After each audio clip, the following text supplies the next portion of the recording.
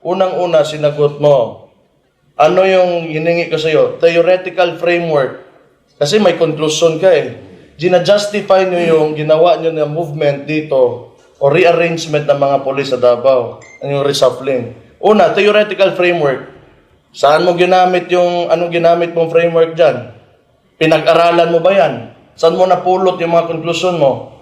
Pangalawa, comparative analysis. Kung professional ka, sagutin mo yan. Pag-aralan mo yung trend na nangyayari sa buong bansa, to sabihin mo sa akin. Case study. Meron na ba nangyaring ganito? May mga pang Miss Universe, may tinubagan, ano yung To threaten is one thing, but to actually do it is an entirely different thing. Lamian mo kaya tagod.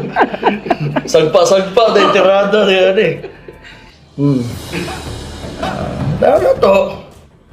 Ibaw me, nga sa Calbayog City, kanian to, persona non grata na ka for allegedly participating in partisan political activities.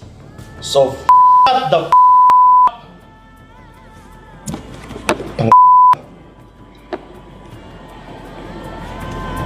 Ilom dia, wakay angay. Pag-hawd-hawd res Davao.